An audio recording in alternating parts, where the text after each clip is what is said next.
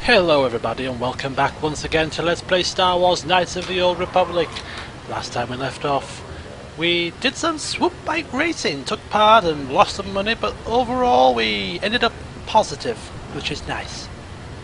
Then we came over here to the droid shop and we bought ourselves Mr. HK-47. And yeah, we're going to put him to good use, I imagine, in the not too distant future. So the first things to do, he needs to be leveled up. So we're going to do that right now. He's got a bit of a nervous twitch, and his head moving like a... Gonna have to calm myself down. And what I have also noticed is that he's a dark side droid. An evil droid, hell-bent on killing young children in their sleep. Or maybe things not quite so heinous. Maybe shoplifting or something, I don't know. But he's evil, which I like. Anyway, we're going to level him up, and I've done a little bit of looking about the menus off camera just so that I don't take half an hour to level him up and stuff. So what he is good at the moment, it tends to be computer use, repair, and that's about it really. That's all I want him to be good at. Demolitions might be useful every so often. Security, I'm not bothered about security because we can force doors open with a lightsaber or two. Force locks and bash down doors, it's more my style. So security, not bothered, but repair and computer use could come in handy. So we're going to put 2 points into computer use for now, because that's his lower stat at the moment. We get droid level upgrade 2. We're going to continue to level him up. We're going to put a point in dexterity because we want this guy to be the ranged attack. Bastila is going to be the secondary lightsaber wielding close quarters combat companion. We're going to have this guy use range, so we get an extra point in dexterity there. And another couple of points into computer use. Thank you very much. And level him up again. And we're going to put in a point in each now. There we go. And we're going to give him... What did I give him? 2-weapon fighting. He's going to be using a blaster rifle, which is a two-handed weapon.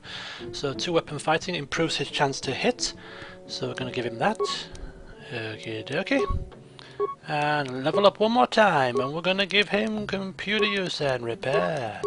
And there we go. And that should do us for his leveling up. So now he's a level 10 combat droid, which is absolutely marvellous. Then we're going to kit him out with some equipment. Now I don't really know a great deal about droid upgrades and whatnot, but I'm going to do my best to sort of fumble my way through. The only utility that we have is Computer Pro, which increases his computer skills by +2, which is groovy. We don't have a utility. Yes, we do. Basic targeting gives us a blaster rifle bonus weapon feat. Not particularly useful because we're using a blaster rifle. Skills awareness +2. Better detect stealth fields. Pretty useless, but it's probably the better of the two.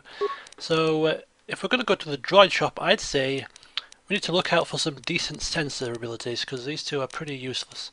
And we also have another spare utility slot which we can probably use as well. So we'll keep our eyes open for those. Special weapon, we can give him a flamethrower, which blasts out 30 points of heat damage and also causes horror on hit.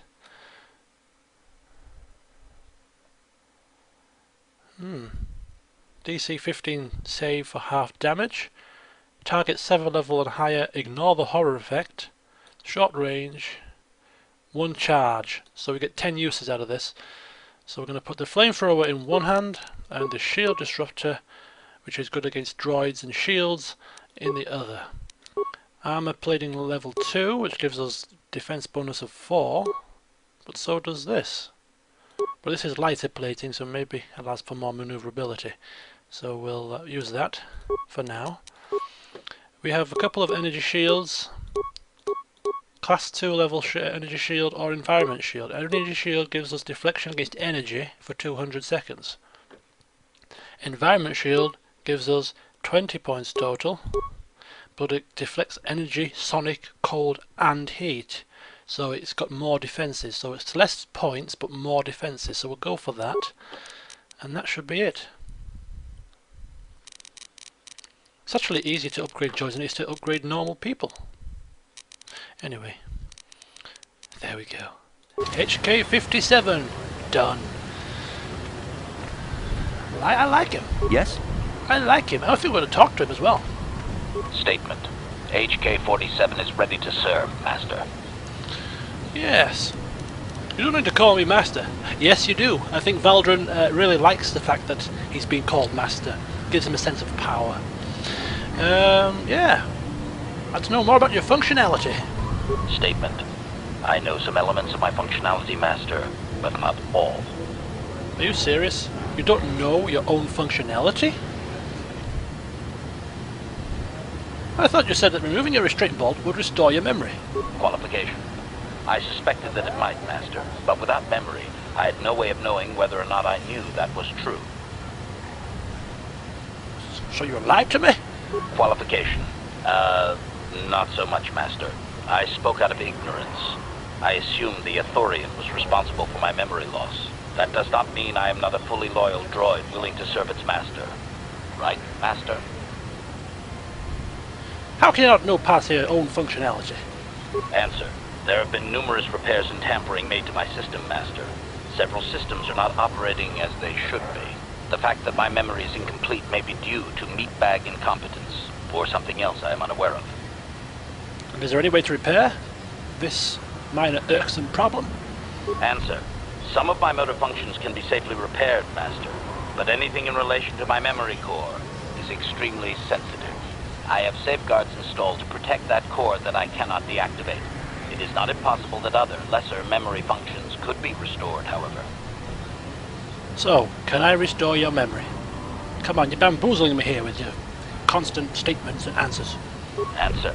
You may attempt to restore portions of my deleted memory, Master, but some skill at repair is required. The deeper functions of my core memory, however, would still be unadvisable to tamper with. Conjecture. It is possible that some external stimulus might result in the memory core being reactivated, but I am unaware of any program existence to do so. So, what you're saying is your memory may just come back if certain events spark that memory. Conjecture.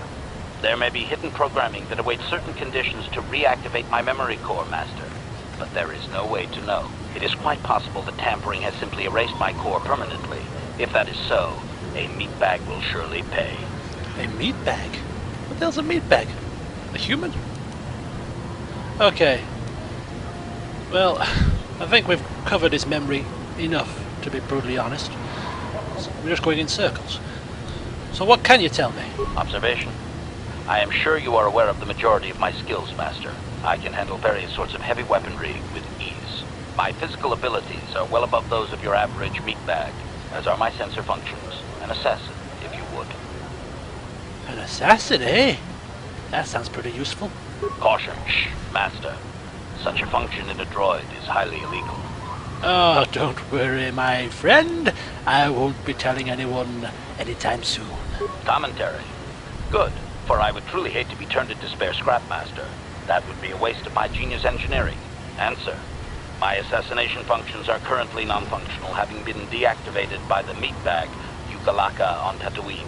Were they functional, you as my master would be able to specify a target, and I would operate independently to the best of my ability to terminate it. Are you seriously? Are you serious? How can I reactivate that function? Answer. Not that I know of, Master. I still possess all my normal combat and stealth abilities, however. Oh, man. It looks like all the fun things of this droid have been deactivated. I mean, for God's sake. Okay, that will be all. As you desire, Master. Signing off. Signing off. Another thing. I'll just pause it for a second. He's supposed to be able to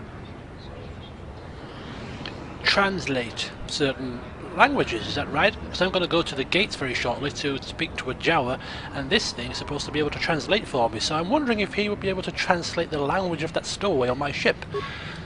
Statement. HK-47 is ready to serve, Master. So I'm going to ask. Can you help me with a little stowaway problem? Although he won't know what language she speaks. He hasn't seen her, so I assume. Statement. I cannot be of assistance on that, Master. Statement. Statement. Okay, that will be all. As you desire, Master. Signing off. Alright, since we've talked to HK-47 and found out, well, that he's got a whole host of functions that sound like they would really be useful given my situation, but they're all shut down, we'll speak to Bastila as well, so she doesn't feel left out. How can I help? Come on, Bastila. I want to know a little bit more about you. Because I'm a kind-hearted, caring kind of guy. And what the hell's he doing? Bit of Michael Jackson there. Yes, I suppose I can understand your curiosity, given the bond that connects us. Very well. I'll tell you a bit about myself. Good. Tell me how you joined the Jedi. I was found to be strong with the Force at a young age, as most Padawans are. As a girl, I was given to the Order to be trained. When I joined the Order, I left my family on Tal Ravan, as all Padawans do. My family is still there, the last that I heard. I've had little contact with them, as it is discouraged. Really? Why? Relationships with family members are fraught with powerful emotions. Such extremes are to be avoided. Anger and hate are the worst, but even love can lead to folly. Really? So you're not even allowed to love? Emotional entanglements can be dangerous. They can impair rational thought. They can lead to outbursts of uncontrolled emotion. A Jedi must be above such things. Oh. You don't sound very convinced. It can be a hard lesson to learn. I was not on good terms with all of my family, but I do remember missing my father terribly for a long time. Oh. So you and your father were close then? Very close. I was only a little girl when I left my family, but I still remember him fondly. He was kind and gentle and doted on me. My mother, however, was different. I was not on good terms with my mother. I was only a little girl when I left, but I was old enough to resent her and the way she treated my father. She pushed my father into treasure hunting. I spent all my young life on ships, traveling from one false league to the next. She whittled away my father's entire fortune, and I hated her for it. I think she was relieved to give me to the Jedi, but my father was heartbroken. Oh, quite the sad story, eh? Well, so you've never tried to be back in touch with your father? A child is too young to understand the sacrifices that must be made. It's better if they have no contact with their family once they're removed. Once I was older, I realized the wisdom of this policy. A Jedi must do what is needed, personal desires notwithstanding. Love can only obscure and confuse the matter. Oh. So, are you saying that you no longer feel love? Even a Jedi cannot always control the feelings of the heart. We must do our best to guard against it, no matter what the cost. Some sacrifices are harder than others. I do not wish to discuss this anymore. I would rather return to our mission.